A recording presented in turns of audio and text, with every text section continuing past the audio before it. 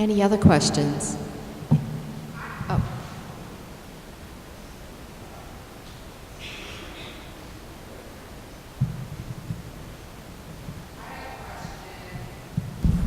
I might not even need this. I have a question for you, Mr. King, regarding ESSA. How do you see ESSA's role in combination with ACEs? How do you bring that to the K-12 arena?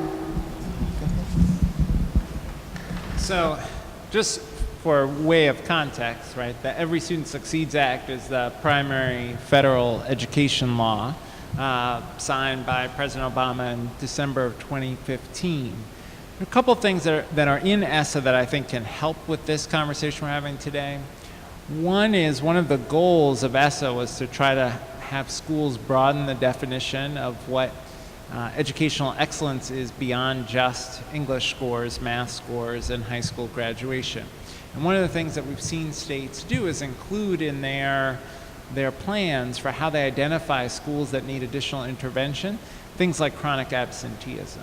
And we know that kids who miss more than 10% of the school year are often kids who are in crisis in various ways, or families that are in crisis in various ways.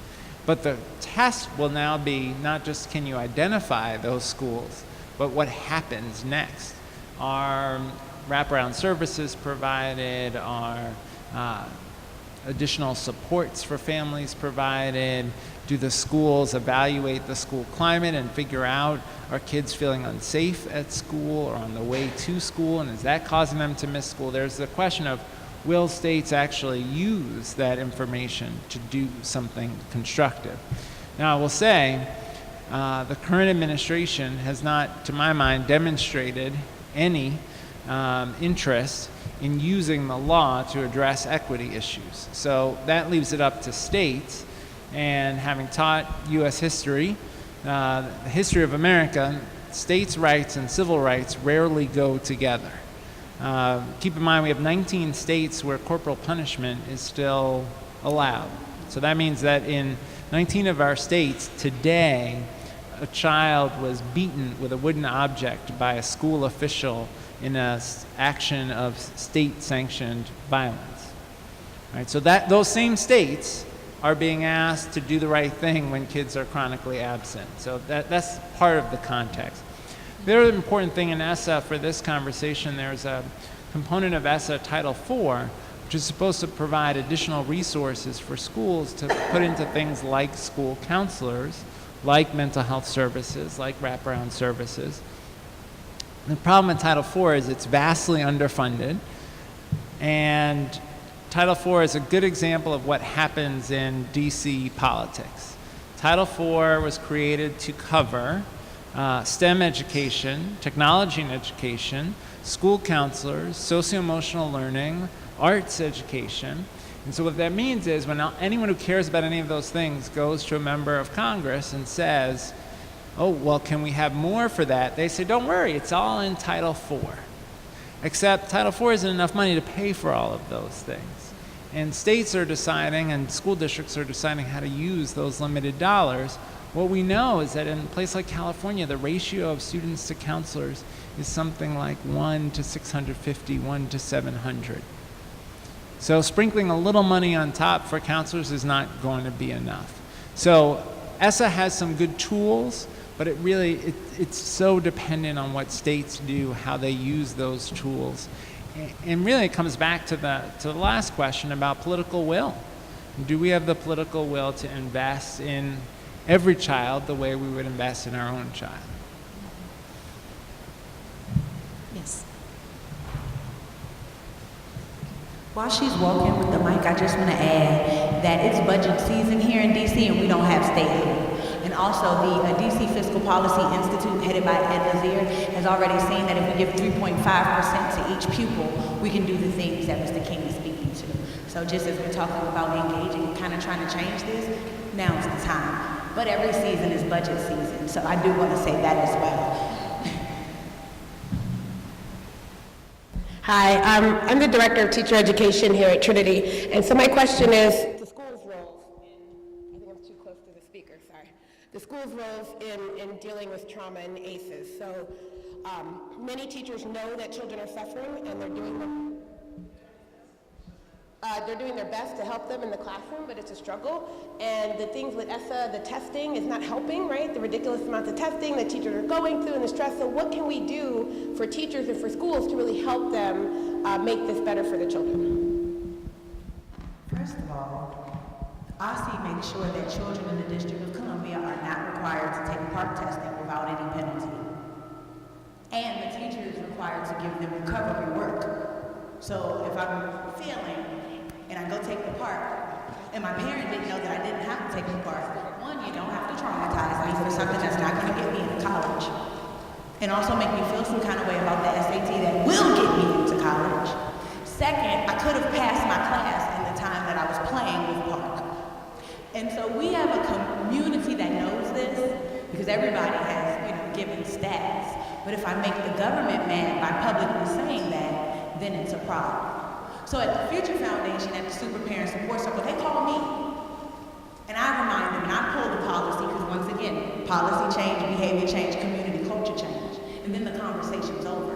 But if you never knew that that was a policy, there it is. If you didn't get a handbook this year, because no one in DCPS received a student handbook this year at all, then you don't know that these things exist. And if you can't read, are you reading the handbook? So the teacher is really the slave in the system, and we've got to name that. And then they're the fall person when those systems fail. The administrators as well. When we've got to be looking at the community, and not just saying community school, because be clear, that's getting people grant money. These people don't live in these communities. They go to Ward 8, they teach, and then they go to Bowie with the check they got from Ward 8 and live in a house. So they don't know about the gunshots. I live and work in Ward 8, so they can call Miss Ayana to come to their house at midnight. The teachers we have also need to be community-based, as Sister Allen was saying. You gotta know that there was a shooting the same way I know that there was a shooting. You have to know where Anacostia Station is, just like you were excited about the Anacostia bus boys. That's gotta be the dynamic. People who don't look, love, and live like us, we aren't gonna have a connection to automatically. So you can't think that your title as a teacher in 5th grade is gonna make that 5th grader wanna bond with you. And if that teacher is not willing to go above and beyond to do their job, this is not the season for them, and there needs to be repercussions. We don't have that system in place right now, so all we can do is the organizations we know are doing the work, we've got to lean on them. And we've got to call them into the space and don't be scared. And the reason why I'm using these colloquialisms at the colloquium is because the people impacted by this are not using these SAT words that we're dropping on the table. The people I go home and serve, some of them call the Super Parent Support Circle the Baby Mama Club. Some of them call it the Baby Mama Meeting, and we have fathers there. But this is what it means to build community, this is what it means to get that done, and this is what it means to support the teachers, because sometimes the teachers have kids. So I have teachers who are staying late in their community who drop their kids off to us because we have childcare. We've got to be there for the teachers that we want to see save the world. Instead of pointing our finger and shaking, it's got to be linking arms, because the problem is bigger than us right now. That's just the reality to it. We got to get away from these titles and get into the work.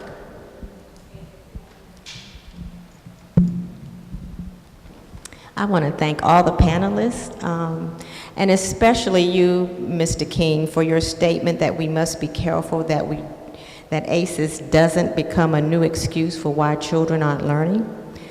Growing up in the 60s, disadvantage became the excuse for why children are not learning. And we are still paying 30 years plus for disadvantaged. So my question is, what strategies beyond what we're doing today and what you, Ms. Ford, are doing, can we use so that it does not become the next excuse? Well, three quick thoughts on that. One is that we have to make sure that we don't put things on kids that are about systems, right? I'll give you one example. There was a study done last year, maybe the year before, at Johns Hopkins on vision. And the study had this shocking finding. If you can't see the board or read the book, you do worse in school. I know it's shocking. They then had an intervention, gave kids glasses and appropriate vision treatment. Again, a shocking finding. If you can see the board or read the book, you do better in school. Right, but what we know, and I make light of it not because the study isn't important, but because we as a society don't act on that. Right, so even in school districts that require everyone to have vision screening, if there's no plan to turn that into glasses and appropriate vision treatment, the screening isn't enough.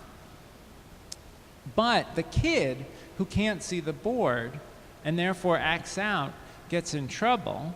And now we say, well, this is a kid who can't behave and can't manage being in the classroom. Right? That's what I mean by putting a system failure onto the kid. Second, there are things, this is related to the last question about what teachers can do. There are a lot of things we know about the kind of classroom environment that will help students, that will honor who they are and honor their strengths. For example, does the curriculum include voices of people of color? Because if you have kids in a school where they never encounter authors, historical figures, scientists, mathematicians that look like them and like their family, what's the message that we're sending those young people about who they are and what they can be? And so if students then are disengaged, we say, oh, well, these students have a problem, as opposed to we, the adults, have a problem in what we're providing. Another example like that. There's a study done, a psychology research study that was done, randomized controlled trial. Some kids got their paper back with a note from the teacher, I'm giving you these comments because you should have feedback on your paper. Another set of kids got, I'm giving you these comments because I believe you can excel, and I'm giving you this feedback because I know you can improve. The students who got the note that was relational were significantly more likely to turn in a revised draft of the paper and got better grades on the paper. Right? That's a teachable skill. That is about a teacher seeing the interaction with the student as an opportunity to relationship build. Right? That is teachable over time, and it turns out when those kinds of relationships are created, you actually have less of the discipline that leads to exclusionary discipline because kids feel a sense of belonging in the classroom. So there are things that we need to do, I think, as a society to make sure we address the systemic problems, but there are really practical things that we can do as educators to create classrooms that are nurturing and supportive and come from an asset frame, not a deficit frame.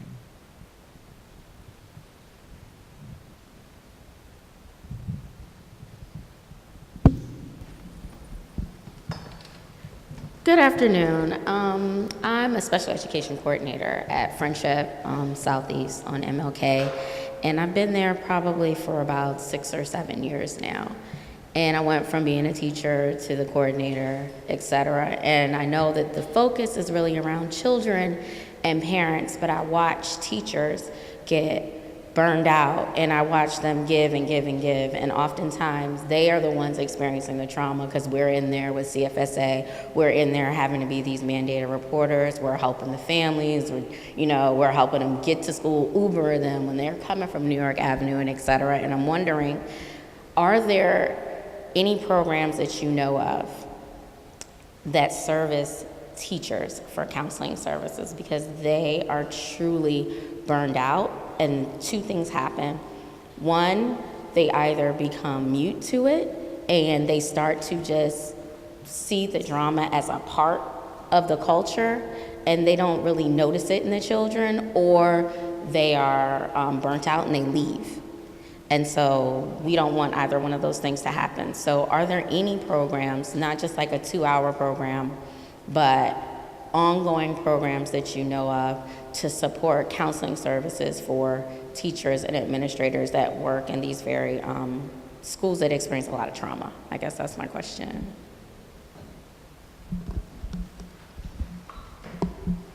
While you all are thinking, one of the things I would say to that is that One of the things that one of the issues we've been researching is secondary trauma and vicarious trauma. And so our teachers, many of them our own students, will tell you that they are traumatized themselves by working with the students that they're working with. And there's also compassionate fatigue. We place students in schools for our school counseling program, and many of those students who are interns will say, we don't understand what's happening with the teachers. It's like they don't care. And we explain, what's happening. And so the research is just coming out on ways to support teachers and other helpers in schools, as well as in other agencies, about secondary trauma and vicarious trauma. I think if you were to survey school counselors, social workers, and psychologists, you would find that many of them spend a significant portion of their time also trying to help support their colleagues. I have not visited a school district where there was really a systematic investment in that kind of support, but I do think there are some structural things that can help mitigate some of what we're talking about for the stress for the adults. One is, I was describing building assets, reducing risk. Part of what they're accomplishing by organizing the school schedule so that teams of teachers and counselors are working together, is allowing people to share the challenge and the success and creating that sense of community, because teaching can be very isolating. So that is, I think, a valuable structural step. There are some school communities that have particular support networks for teachers of color. So I think about an organization called The Fellowship that works to support African American men in particular in Philadelphia, and creates both mentoring programs for current teachers, but also young people who might go into teaching. But the idea is to create community, because, and we have some of these Ed Trust reports in the back on this issue, there really is this invisible tax often on teachers of color, particularly African American men often, certainly this is my experience, are assumed to be the disciplinarian in the school, expected to have take on additional mentoring support for some of the young men who are struggling, which folks may want to do, but then that's an additional responsibility and burden. It's often not recognized or compensated. A third structural thing that some school districts are doing is mindfulness work with students, which turns out also to be quite valuable for the adults in school as well. So having that time during the day, whether it's meditation strategy or other strategies around mindfulness, can actually help improve the school climate overall and lower some of the sort of mental health stress for adults and kids. Thank you. And I appreciate all of the questions. We're getting close to the end of our session with our panel of professionals. And I just want to express my appreciation not only to the panel, but for all of you who had questions that were really important for us to hear. And one of the things I can tell you that I heard the themes coming out of our panel is that not only do they have empathy, but they're looking at what's going on in the present, and they actually see a future for us if we all do this together. So let's give them a hand for coming.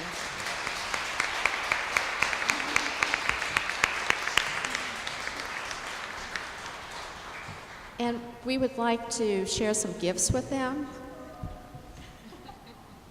I like free things. Thank you very much.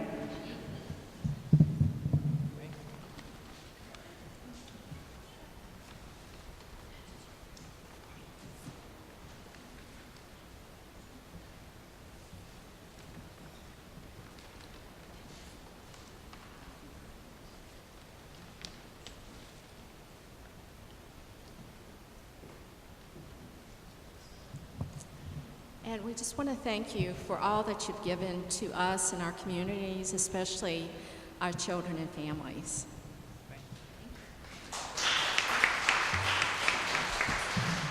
Okay, before you leave, though, we do have a special presentation for Jamila Larsen of the Homeless Children's Project. The students who are coming forward will be introduced by Denise. Okay. Hello, welcome everyone, thanks for staying. My name is Denisha Jones and I'm a Director of Teacher Education and Assistant Professor here. We've had a long-standing relationship with the Homeless Children's Playtime Project, as Dr. Gurr mentioned, and the counseling students have worked hard developing lots of programs. I teach a lot of undergrad courses, and I, of course, wanted to get undergraduate students participating. So there was a need for something they called a Mommy and Me kit, and it's kind of like a make-and-take bag of activities that a mom can put in her bag as she goes to one of her ridiculously long 6-hour appointments where she's stuck waiting in some bureaucratic office with her 3 to 5-year-old and to keep them engaged. So we work with early childhood students, 2 courses. I teach a course on early childhood curriculum construction, and another colleague taught a course on early childhood culture, community, and family. And we got all the students in the class to make these kits this year so that we could donate them. And so I have 2 students here, Benjamina and Miracle, who are going to tell you a little bit about each of the kits. So we did a few kits, and we didn't balance the numbers right, but we did a few kits for the younger age groups.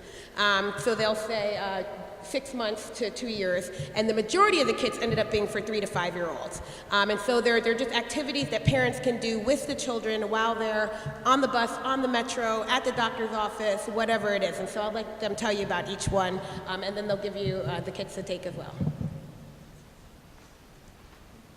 How you doing? I'm Miracle Bell. So I had the younger kids, the 6-month to 2-year-olds, and basically, I'm gonna open it. It comes with instructions, and okay, so basically what you would do is match the number with the picture, and basically they're 1 through 10. So I have the number 10 right here with 10 goose. So they will basically just match that together. Stick on here. Oh yeah. And there's a bunch of cards in there so they can go back and forth of those. And the other one I have here is for you to look at all of the pictures and find the match. So this one is just like the other. It velcros. So basically, put 2 cards together. They have 2 sets of pictures for both, and you just put them together. Another youngest one. Hello, my name is Benjamina Coleman. I have ages 3 to 5. So this one I have is the matching game. So it has instructions and it's laminated. So you'll just separate the pieces, match each picture with the word, and then attach the word onto the board. So like for this one, it says van. So you'll just attach it on here, find the picture, and then just match it with it. And then the other one I have is the same thing. It's a picture and letter matching. And it has the instructions. This one has the letter A, and then it has the word apple and a picture. So you'll just match it, and again, it just velcros onto the board. Thank you. There's one on, thank you. We added one on emotions and on shapes and on colors as well too. So we really hope that they'll last for a while. They're all laminated. Laminating machines are cheap to buy on Amazon, let me just tell you. And they're fun to use in class. So they're laminated. Hopefully they'll be durable and they're the right size. And hopefully the clients and the people you work with will get a good use out of them.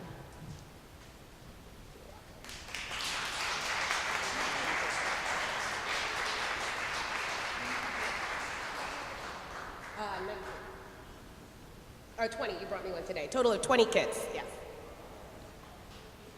Or that one.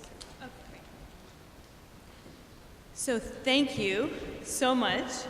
And this is one example of the many impactful ways that you all at Trinity has partnered with the Playtime Project, and we could not be more grateful. You know, we partner with a lot of universities. We have consultancy projects, we have volunteer groups, we have all kinds of things, but I can honestly say that no partnership with a university is more meaningful to us than the one that we have with Trinity.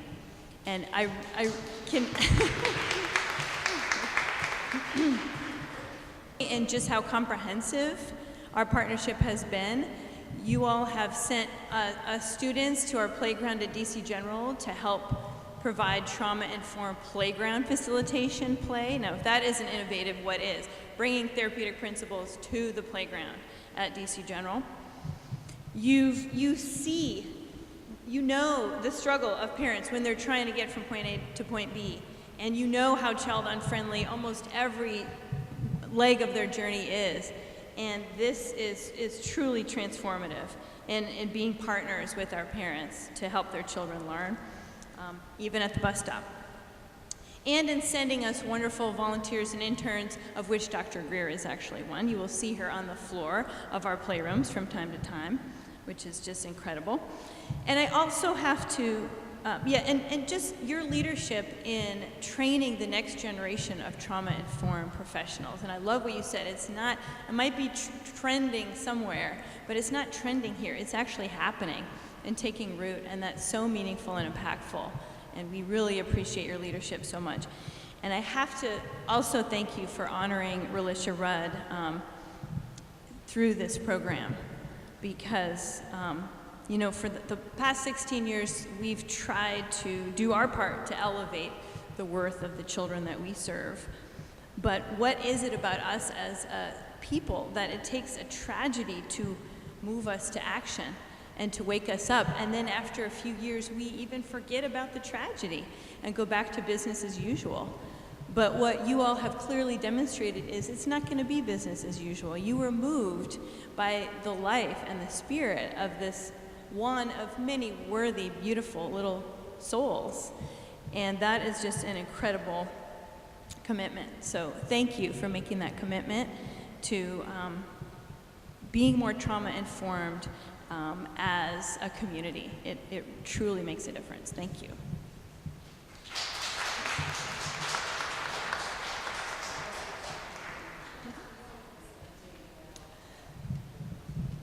Oh, sure. So we somehow find ourselves in the middle of a lot of political battles. I don't know why, they find us. And our latest one many years ago was the fight to try to build a playground at DC General. And I honestly believe if it wasn't for the tragedy of Relisha Rudd, that the city would not have let us build that playground. But we fought it so hard, unsuccessfully, and finally they realized they had no political alternative than to say yes to us, to get us off their back.